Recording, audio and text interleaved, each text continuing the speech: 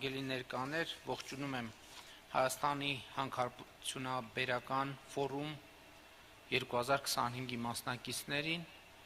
արդեն երկրորդ տարին է նման ֆորում կազմակերպվում եւ սա կարծում եմ շատ լավ հարթակ է, որպեսզի մենք քննարկենք ոլորտի հնարավորությունները եւ մարտահրավերները։ Պարոն Խուդասյանը արդեն նշեց եւ դա ակնհայտ ճշմարտություն է, որ այստեղ մենք ունենք լրջագույն եւ հնարավորություններ եւ մարտահրավերներ եւ կարծում եմ հարթակը հնարավորություն է այդ թվում կառավարության համար, որպեսզի ոլորտի ներկայացուցիչների հետ աշխատանքային այսպիսի տևական ֆորմատով բոլոր հարցերը քննարկվեն։ Դրանպես Հայաստանում հանքարդյունաբերություն ասելով մենք հիմնականում հասկանում ենք մետաղական հանքերի շահագործումը եւ սա ինչ որտեղ հասկանալի է, որովհետեւ ոլորտի ըստ էության 95 եւ ավելի տոկոսը վերաբերվում է հենց մետաղական հանքերի շահագործման գործընթացին, բայց իրականում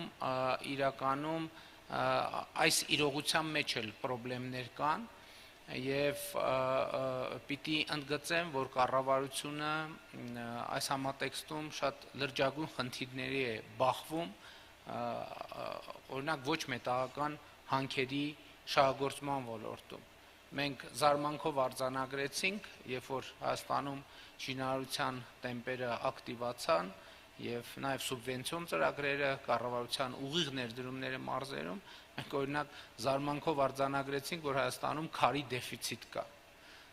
Երբ որ մենք անդադ ամեն երրորդ նախադասության մեջ, երբ որ խոսում ենք Հայաստանի մասին, ասում ենք քարերի երկիր Հայաստանը, բայց հետո պարզվեց, որ մենք մեր համայնքներում սուբվենցիոն ծրագրեր իրականացնելու համար քար ենք ներկրում արտերկրից, ինչը ինքնին արդեն այս նախադասությունը ցույց է տալիս, որ մենք խնդիրներ ունենք։ Եվ այդ 95%-ը իհարկե ավելացված արժեքի գնի մասով, կշռի մասով գուցե ինչ որտեղ հասկանալի է, բայց ես կարծում եմ, որ մասնավորապես քարի մշակման եւ արդյունահանման ոլորտում մենք անելիքներ ունենք, որովհետեւ դա առաջինը մեր տնտեսության պոտենցիալն է եւ երկրորդը մեր երկրի կոլորիտը մեր երկրում ներկայացնելու հնարավորությունն է, ինչը մենք այդքան էլ լավ չենք անում։ Ես ուզում եմ կիսել մի տպավորություն վերջերս Չինաստան կատարած իմ այցից, ինչ շատ զարմացրեց, որ Չինաստանում շատ տարածված երևույթ է, որ ուղղակի երկրում արկա քարերից ուղղակի քարի հուշարձաններ գոյություն ունեն։ Եվ դրանք շատ գեղեցիկ են եւ շատ բնակավայրերին կոլորիտ են մատուցում եւ պարոն Խուդասյանի հետ ենք, ես ասացի, պատկերացեք մենք ոչ միայն շինարարության համար քար չունենք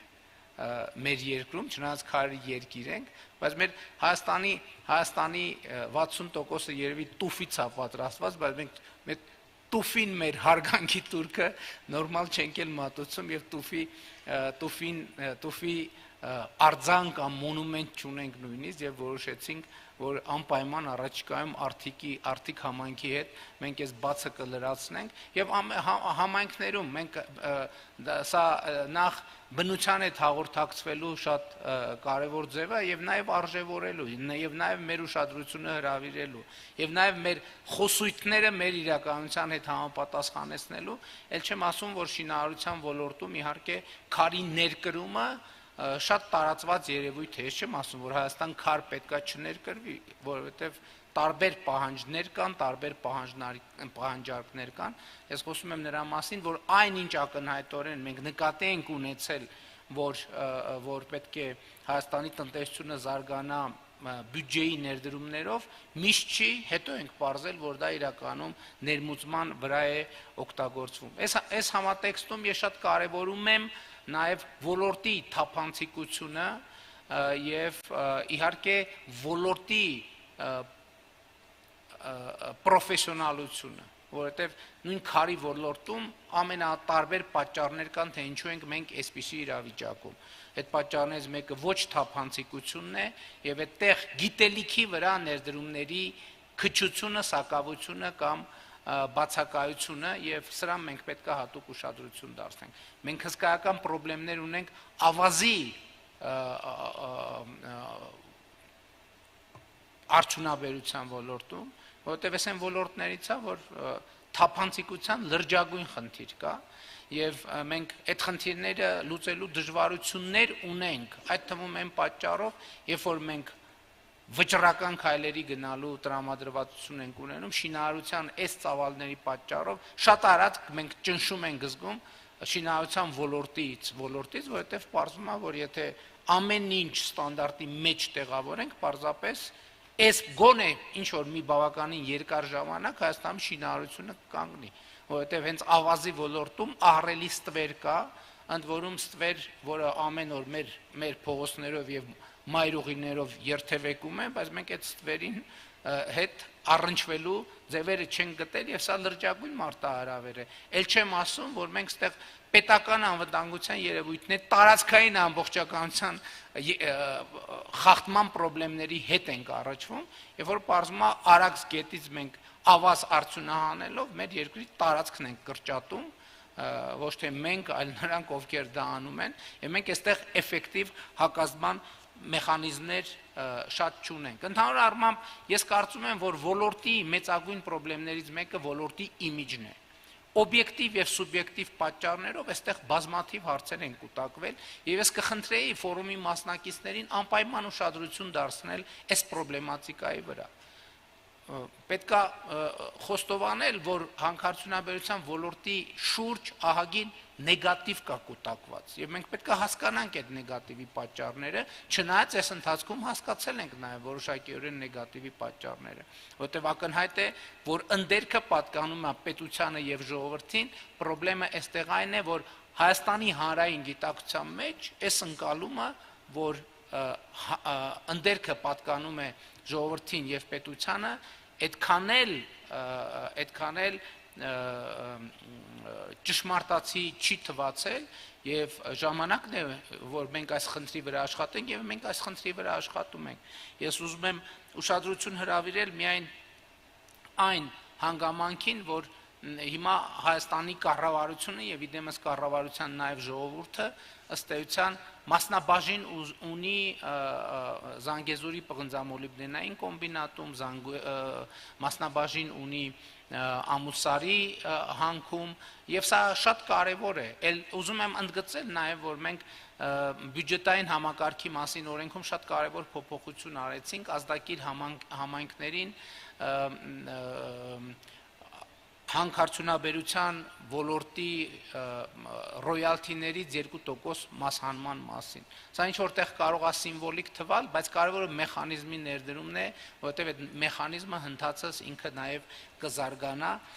եւ ուզում եմ ընդգծել նաև հետեւյալը, տեսեք 2018-ից 2025 թվականներին նույն Զանգեզուրի պղնձամոլիբդենային կոմբինատը 2000 այսինքն նախորդող 7 տարվա համեմատ պետական բյուջե կատարած վճարումները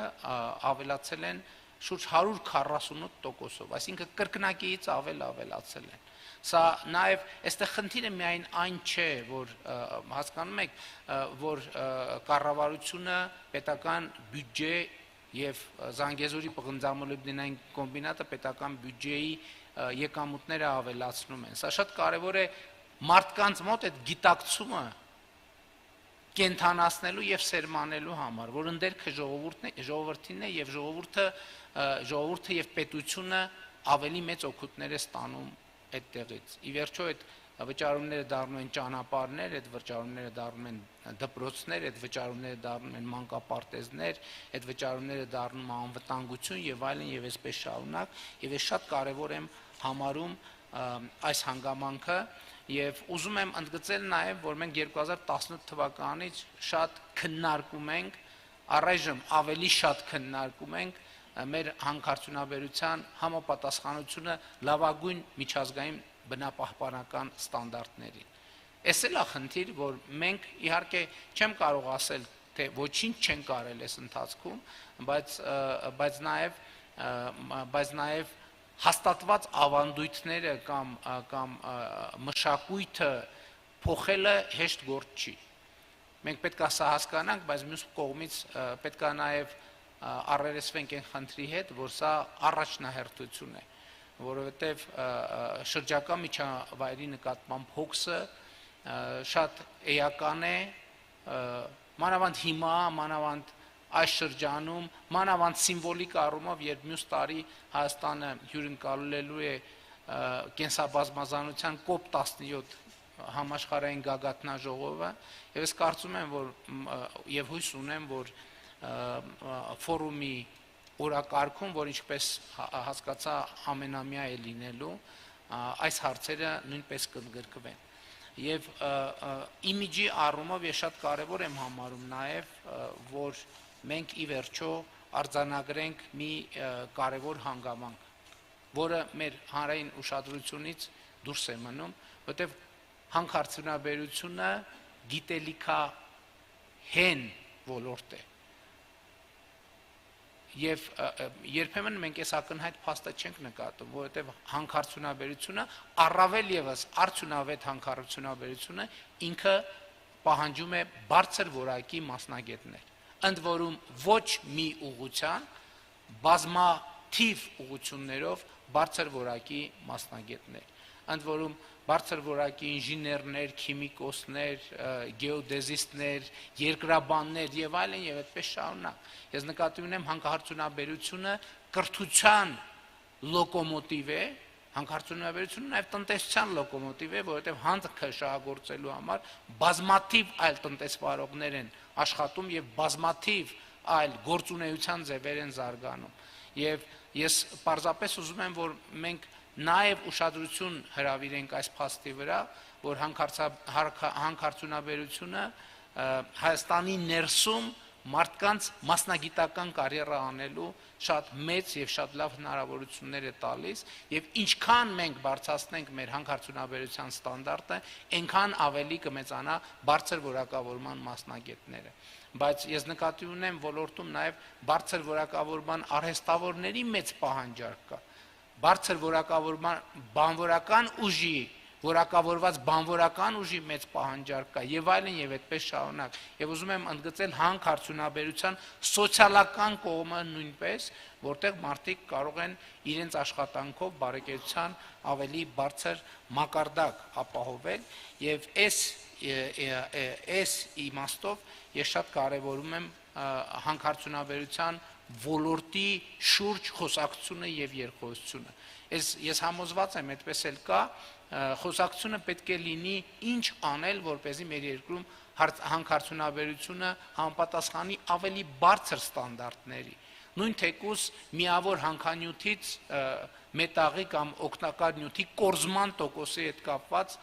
սա լրջագույն մի թեմա է, որ արդյունավետությունը հենց դրանով է որոշվում, որովհետև մենք ուրիշ խնդիր ունենք։ Ես համոզված եմ, որ տեխնոլոգիաները մի X պահի զարգանալու են նաև մինչև այդ կետը հիմա էլ չնայած այդ առումով համոզված եմ զարգացումներ կան, դեռևս նախկինում մեր կուտակած պոչերի վերամշակման այդ գործընթացին էլ մենք պետք է հասնենք եւ ես համոզված եմ, որ այդտեղ էլ որոշակի տնտեսական պոտենցիալ կենտրոնացած է եւ մենք այդ պոտենցիալը պետք է անպայման կարողանանք օգտագործել։ Շատ կարևոր եմ համարում նաեւ հանքարդյունաբերության ոլորտում մի հաջորդ ռազմավարական խնդիր, որի շուրջ նույնպես ոլորտը եւ կառավարությունը պետք է սերտորեն համագործակցելու հնարավորություններ գտնեն եւ այստեղ արդյունաբերության շղթան երկարացնելու մասին է։ Իրականում մեզ համար մեծագույն խնդրեմ է, որ մենք ստիպված ենք հիմնականում հանքանյութ արտահանել, մեզ հարկավոր է ոլորտը զարգացնել այն ուղղությամբ, որ մենք հանքանյութի մշակման շղթան հնարավորինս երկարացնենք եւ դա հնարավորինս բերենք վերջնական արտադրանքի, որովհետեւ դա նշանակում է լրացուցիչ աշխատատեղեր, դա նշանակում է լրացուցիչ եկամուտներ պետական բյուջեի համար, դա նշանակում է լրացուցիչ բարձր որակավորման մասնագետների կարիք, դա նշանակում է լրացուցիչ ներդրումներ տնտեսության ոլորտում, կրթության ոլորտում, դա նշանակում է բարեկեցության նոր աստիճան։ Իհարկե մենք քննարկել ենք եւ քննարկում ենք եւ ես հույս ունեմ, որ առաջիկա գործընթացները, այդ թվում տարածաշրջանային ավելի նպաստավոր կդարձնեն միջավայրը այս առումով, որովհետև Հայաստանի եւ Ադրբեջանի միջև հաստատված խաղաղությունը եւ տարածաշրջանային ենթակառուցվածքների տրանսպորտային սպասվող բացումը, որը առաջիկայում անպայման տեղի կունենա, նոր հնարավորություններ է բացելու մեզ համար այս ոլորտում։ Եվ պիտի այստեղ նաև մեր գործընկեր նախարարների ուշադրությունը հրավիրեմ եւ նաև ոլորտի հարգարժան ներկայացուցիչների ուշադրությունը պետք է հրավիրեմ այս խնդրի վրա, որովհետև այո, պղնձի հանքաքարի արտահանումը մեր երկրի համար, իհարկե մեր տնտեսության համար շատ էական նշանակություն ունի, բայց մենք ի վերջո պետք է մտածենք, թե ինչ կարող ենք անել, որպեսզի Հայաստանում պղնձաձուլարանի արդյունավետ պղնձաձուլարան ունենալու պայմանավորվածությունը իրականություն դառնա, բայց նույնիսկ սա շղթայի ավարտը չէ, որովհետև եթե մենք արդեն ձուլակտորներ կամ մետաղ ենք ստանում, պետք է մտածել այդ շղթայի հետագա երկարացման համար, որպեսզի պղնձի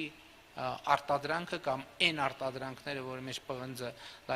լայնորեն օգտագործվում է, Հայաստանում այդպիսի արդյունաբերական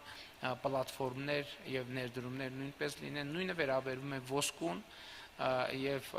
սա էլ մի խնդիր է, որը չափազանց կարեւոր է։ Եվ նաեւ վերջին հանգամանքը, որը կուզենայի ընդգծել, չնայած ոլորտը այնքան տարողունակ է, դեռ երկար կարելի է տարբեր խնդիրներ թվարկել, ես ուզում եմ վերադառնալ մեր ընդերքի ուսումնասիրության անհրաժեշտության թեմային, որովհետև գիտեք, այն գիտելիքը, որը մենք ունենք մեր ընդերքի վերաբերյալ, ըստ էության հիմնված է խորհրդային միության ժամանակ կուտակված տեղեկատվության վրա, այն ժամանակ իհարկե ահռելի աշխատանք է արվել եւ իհարկե այդ աշխատանքը որևէ կերպ չի կարելի թերագնահատել, բայց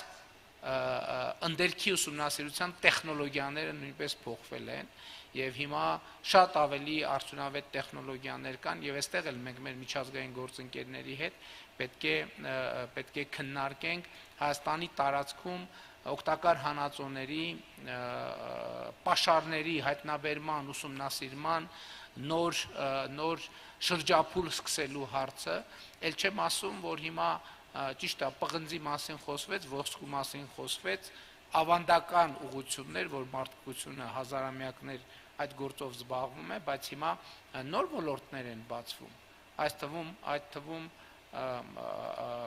հազվագյուտ մետաղների ոլորտը,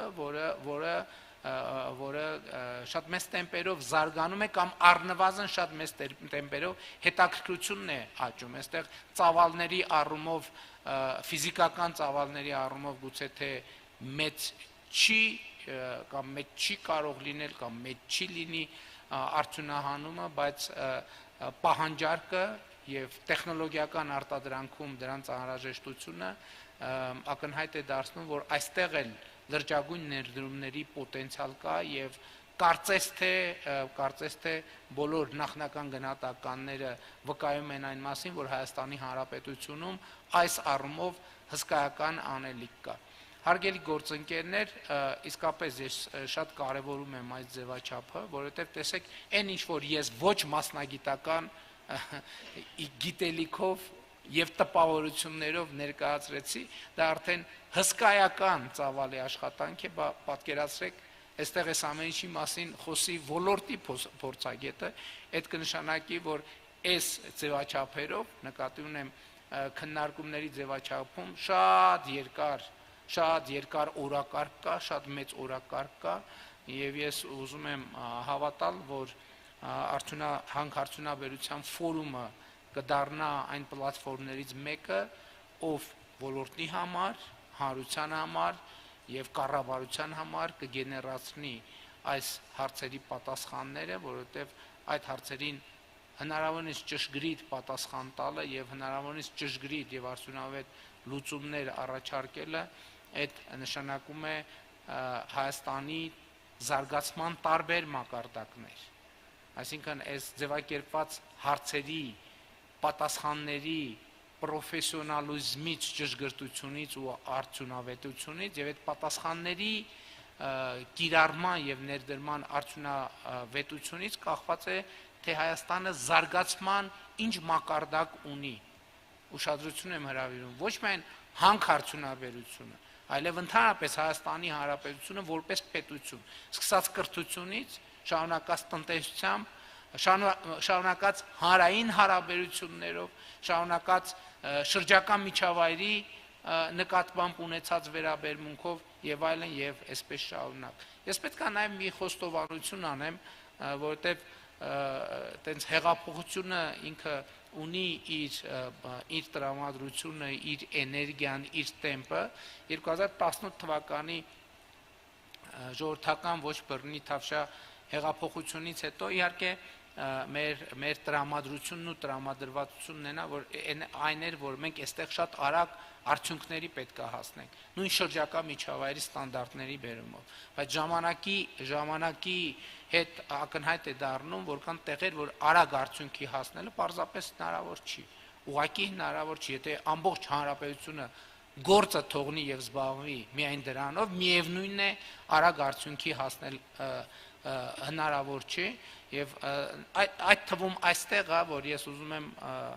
մեջբերել այն արտահայտությունը, որը վերջերս հաճախ եմ մեջ բերում, այդ արտահայտությունը հետեւյալն է, արագը դանդաղն է, բայց առանց ընդհատումների եւ հանքարդյունաբերությունը այն ոլորտն է, որտեղ մենք պետքա առանց ընդհատումների, այսինքն հետեւողականորեն աշխատենք եւ այդ հետեւողականությունն է, որ բավարար արագությամբ կբերի այն էֆեկտների, որը մենք ուզում ենք տեսնել։ Եվ իհարկե այս բոլոր հարցերը կառավարության առաջնահերթությունների շարքում են եւ նման հարթակներում ձևավորված մտքերը, գաղափարները, նախագծերը, լուծումները հույս ունեմ եւ համոզված եմ, որ կծառայեն այդ թվում կառավարության համայնքում առավել արդյունավետ քաղաքականություններ վարելու գործին։ Շնորհակալ եմ եւ հաջողություն եմ մաղթում ֆորումի աշխատանքներին։